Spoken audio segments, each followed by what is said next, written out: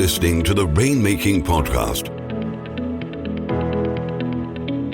hosted by high-stakes headhunter, author, and professional speaker, Scott Love. Hey, this is Scott Love, and thanks for joining me on another episode of the Rainmaking Podcast. So I'm going to be willing to wager a guess that you're living in a virtual world. You're working virtually, you're on tons of Zoom meetings, and having a good Zoom call is a core competency. What if you have to give a presentation? What if you have to sit in a panel for a client development conference? Well, our guest today is going to give ideas and suggestions on how to effectively rock the virtual stage. His name is Rich Bontrager. Trigger has enjoyed a 30-year career as a sports broadcaster, a talk show host, a keynote speaker. And with his expertise, he coaches and equips executives, leaders, other speakers, and other professionals on how to rock the stage. He's got various coaching and consulting programs related to this, and I think you're going to get some great ideas from today's episode. Hey, this is Scott Love. Thanks for joining me on another episode of the Rainmaking Podcast. And our guest today is Rich Bontrager. And this is an interesting and a relevant topic because just to give some context in the age of COVID, what if you can't go speak at a panel to do rainmaking and client development? What if you can't go speak at a conference? Well, you're going to get a chance to do that virtually, I'm sure. And we're going to talk to an expert on that. Rich Bontrager, thanks for joining me on the show today.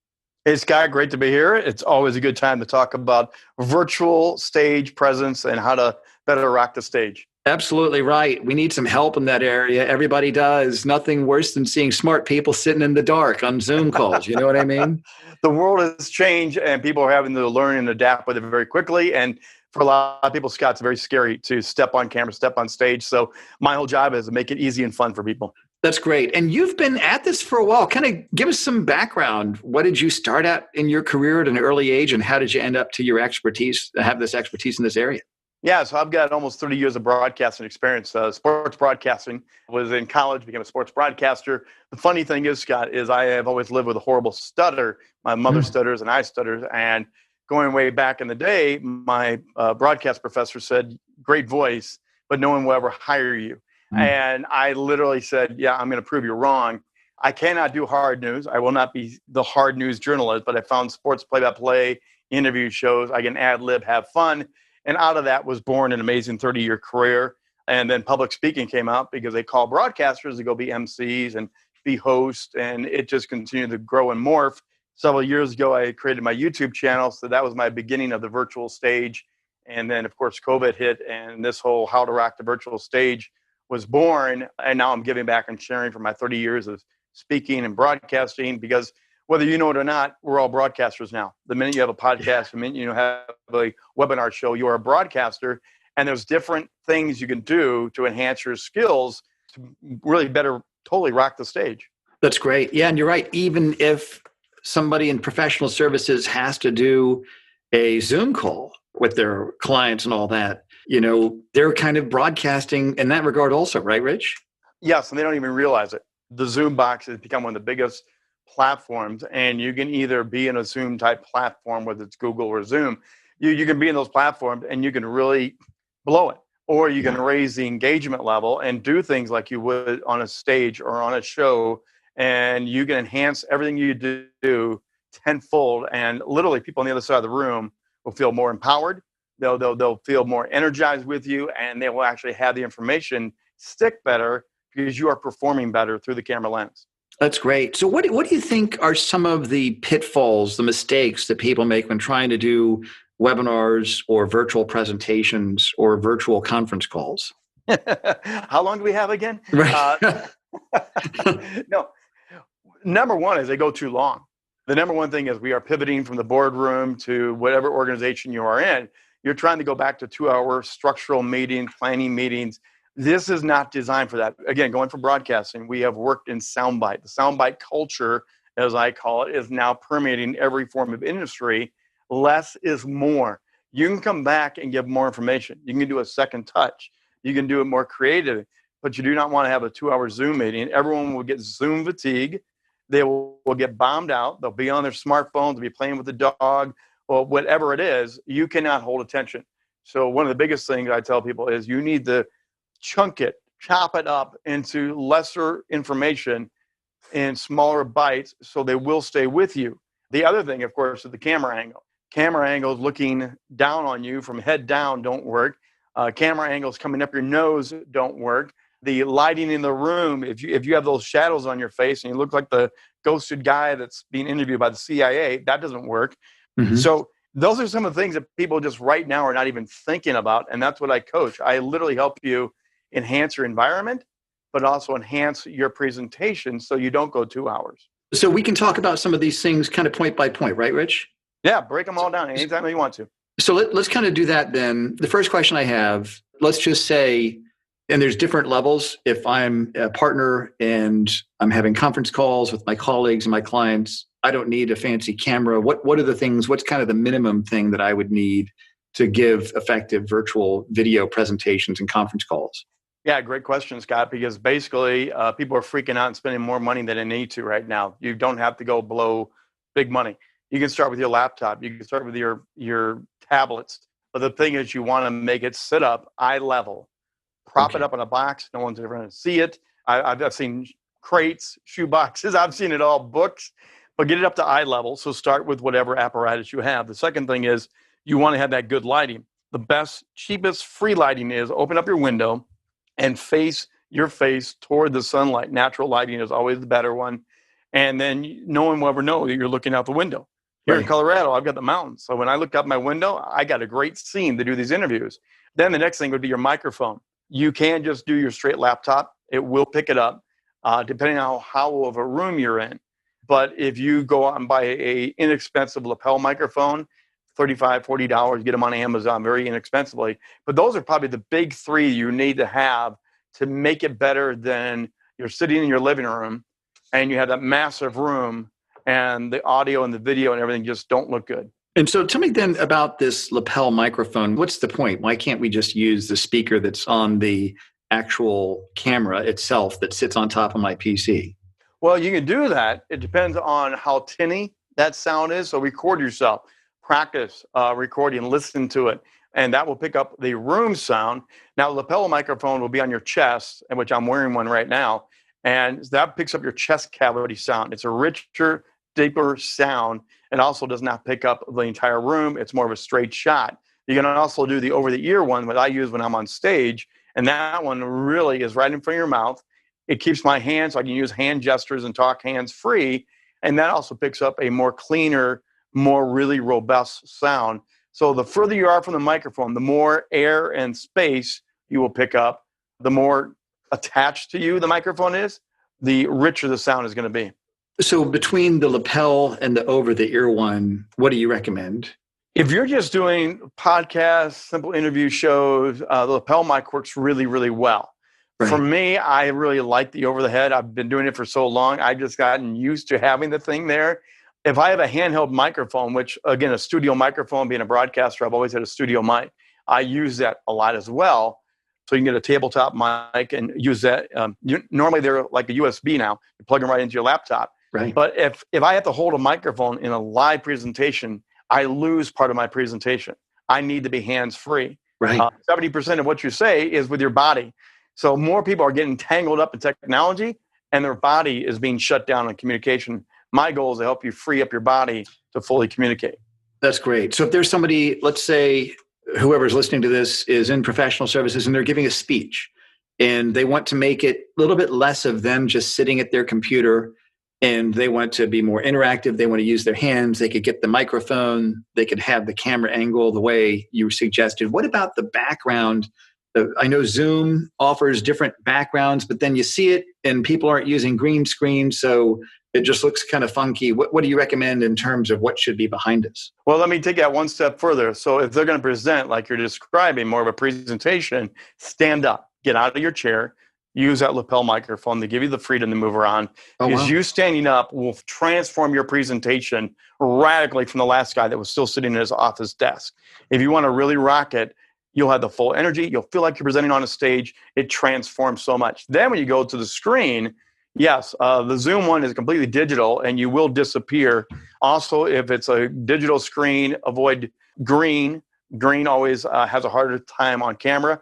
Now, I have a physical screen, an actual green screen. I cannot wear green on camera because I will disappear and you'll have the floating head. Right. so you do not want that for your presentation. If you have a blue screen, those are the two main colors people use. Do not wear blue. The same thing will happen. When you have a physical screen, the camera picks it up better.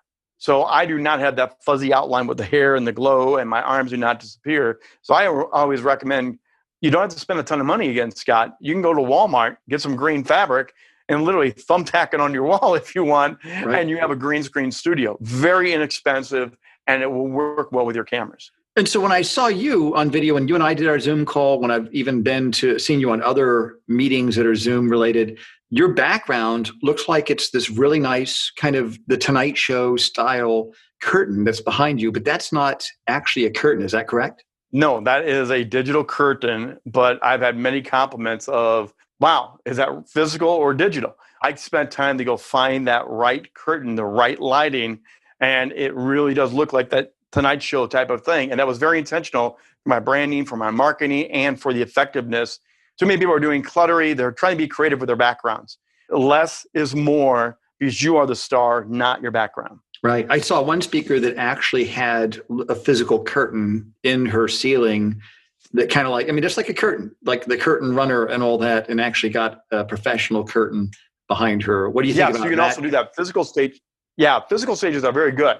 If you want to make a physical stage, go for it. Find a corner in your house, move some bookshelves, and make your physical stage. If you don't have that ability, the green screen allows you to create something that you can move and take anywhere on the road.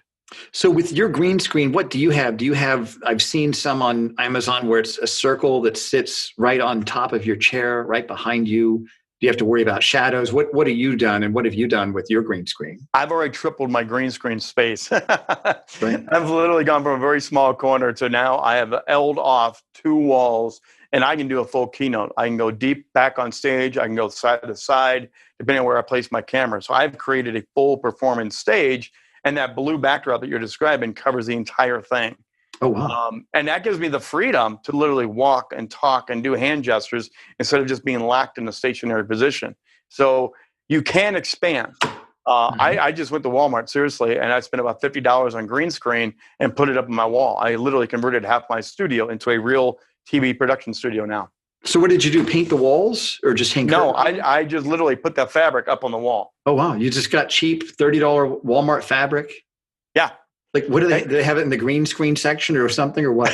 they don't yet, but they may someday have a green screen section. No, I literally went back to the the fabric area, and I looked for a couple of different greens to see which I thought. I went for a thicker one. So because sometimes if it's too thin, you pick up the shadows, the other things. So you want something a little bit thicker so the light hits it and dies into it, so you have that better image. And so I just bought that, came home, and literally I have thumbtacked it to my wall. And it looks like a really great studio. And so when you're using that, is that usually on Zoom, which allows you to have the background behind you? A lot of platforms do it now. They're all beginning to go that way, yes. But my Zoom, I record most of my shows on Zoom. So that way it's easy and transferable to wherever I'm going to go, and then drop it into some other media players and do some editing and add some sidebars and some text. But that is my main record platform right now. That's great. And so what about the lighting on the green screen? What do you do to keep shadows showing up from your head on what's behind you? So you can get a circle ring, a ring light, go on the Amazon again. They're inexpensive, depending on how fancy you want to get, and usually have different settings for, mine has 3 different colors on it. There's kind of a blue, there's a yellow hue, there's a harsh white, and then you can set the intensity. So you put that right behind your camera. You look toward the camera, eye contact to the camera, and then the ring light on the other side, and it lights your whole face and your body up really well. Now, I have moved from the ring light into a 3-point camera stance. I literally have tripod camera lights now. And the tripod lights, I put one to my right side, one to my left side, and I have a light in the dead middle. So it's totally filling it up. And that goes back to my theater days. Theater lighting now is important. The bigger you go, the more you want to make sure you have all those angles so it cuts off the shadows. That's fantastic. I mean, that's if people really want to get into this, if they're doing a lot of presentations, a lot of panels, things like that, they can go as far as they want to go, right? Yes, this is ever expanding. Well, one of the fun things is this is a new pioneer area. as a broadcaster, as a speaker, I've been doing this for years and years. Now people are realizing there is no limit. There really is no limit. We can get so creative now with this. But again, for people in your industry, people that are trying to do these conferences, less is more. Just go get that ring light, get a good microphone, get a good camera, and you can sit there or stand and you can look really sharp and good on your shows, on your interviews, on your conferences. You don't have to go crazy. I want to because I'm trying to do this more professional all the time, but you don't have to. Right. That's fantastic. What are some other tips that you can share with professionals? Let's just say they said, I'm going to get a green screen. I've got the lighting. I've got the microphone, and they put it all together. What do you think in terms of how they communicate over video? What are some things that you think they should keep top of mind as they're conveying their message? Let's say it's a panel or even just a one-on-one meeting with the client. So number one is, again, your camera is a person, not a camera. Remove technology out of it. You're talking to a friend, even if you have to get used to this for a while. And I did this years ago. I literally put a picture of my family in my broadcast studio and I talked to my family. So if you need to put somebody on your screen behind your camera lens to look at, your girlfriend, your best friend, whatever, it helps you smile. It helps you engage. And smile when you're on camera because it shows you're having fun. You have to learn how to do that.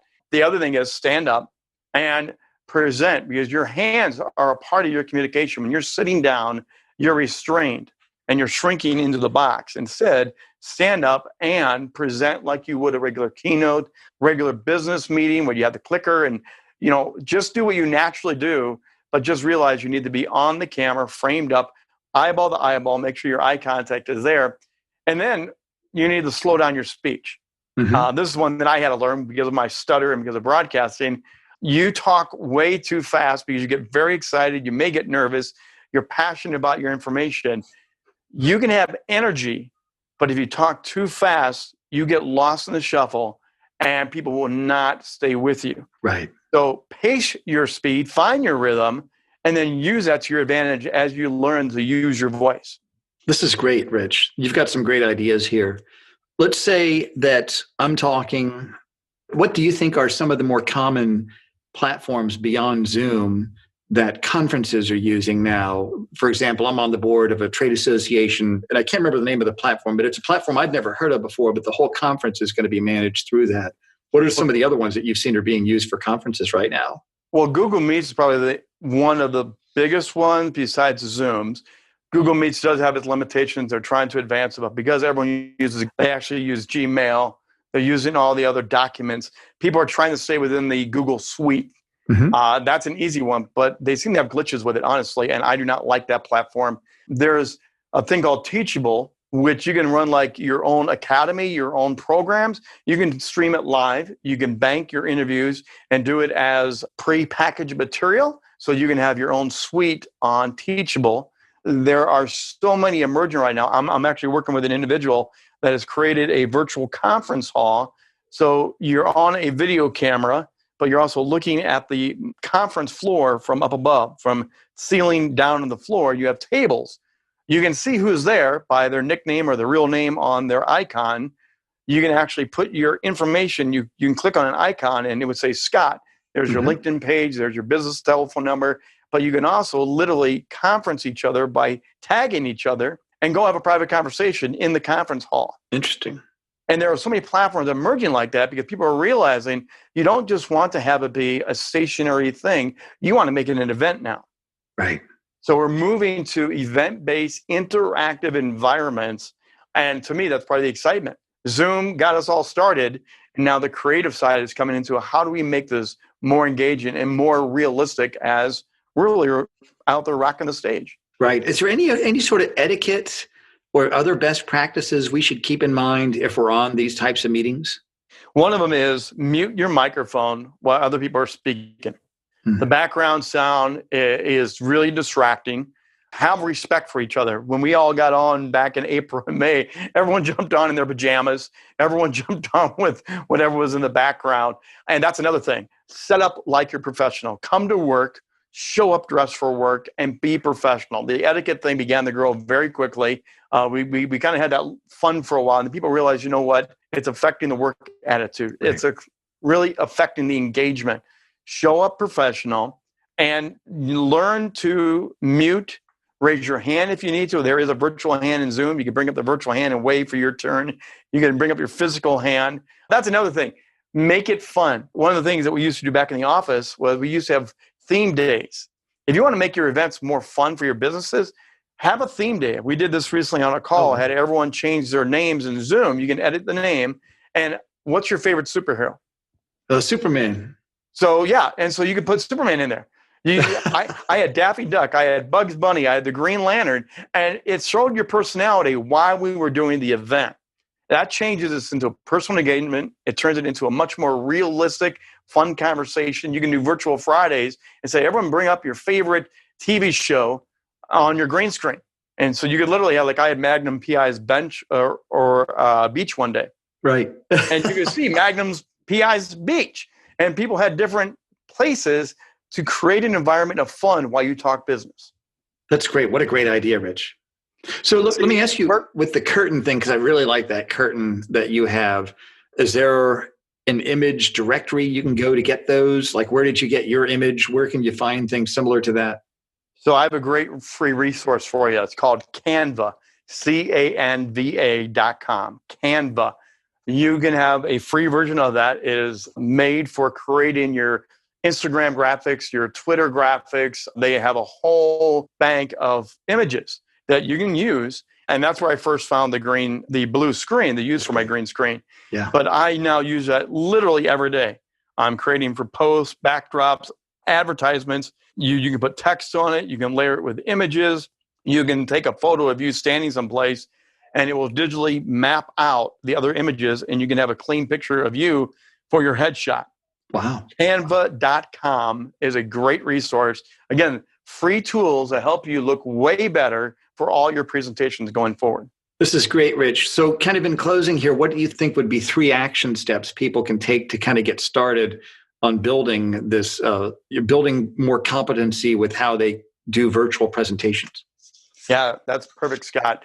Number 1 is relax, have fun. I know that sounds so basic, but take the fear out of this. Everyone is going to learn how to do this. Give everyone a lot of grace and allow for a lot of fun.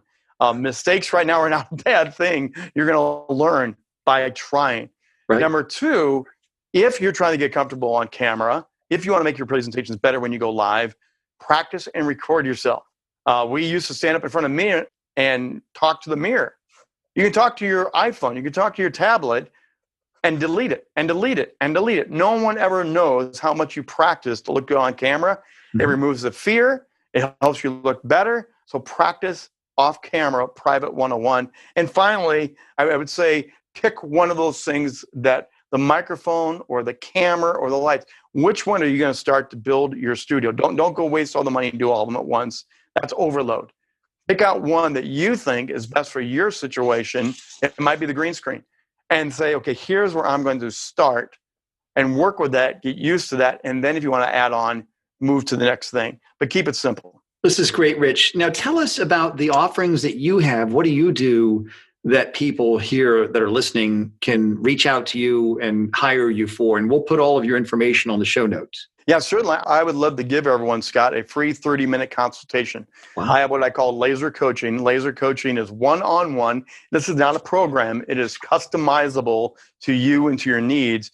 Packages, sometimes we get an 8-part module and we never get through them because we don't need half of them. So I'm actually doing one-on-one Zoom calls. They're 15 minutes at a time. And what we do is we pick one of the things out. We first do a 30-minute consultation. That's completely free. Mm-hmm. Then if you want laser coaching, we take one thing at a time and we do them 15-minute conversations. Again, less is more. Don't do long meetings.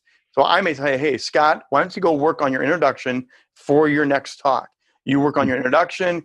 We get back on a call. We talk about how it is. You tweak, you modify it. After you feel confident with that thing, we come back and say, what's the next thing, Scott, that you want to address, that you want to make better? And then we attack that. So you set the pace 15 minutes at a time, and we coach it one-on-one through a Zoom call. This is fantastic, Rich. We're going to put all your information on the show notes here. Would you like for us to put your YouTube channel on there too? Yeah, no, that would be great. My YouTube channel highlights my How to Rock the Virtual Stage show, which is live Wednesday nights. I have guests and experts that we talk about skills and tips to help you rock the stage. Great. And then we do all playbacks as well. Yeah. Okay. I'll put that on there. I'll check that out today, and we'll make sure that everybody has access to that, Rich, on the show notes. Appreciate that. Thank you very much. Thanks so much for being here. This is great. I'm glad we connected today. Thanks for the great tips for everybody listening. And I'm sure we'll have you back on here in the future, Rich. Looking forward to it, Scott. Thank you very much. Thank you. Thank you for listening to the Rainmaking Podcast. For more information about our recruiting services for international law firms, visit our website at attorneysearchgroup.com. To inquire about having Scott speak at your next convention, conference, sales meeting, or executive retreat, visit therainmakingpodcast.com.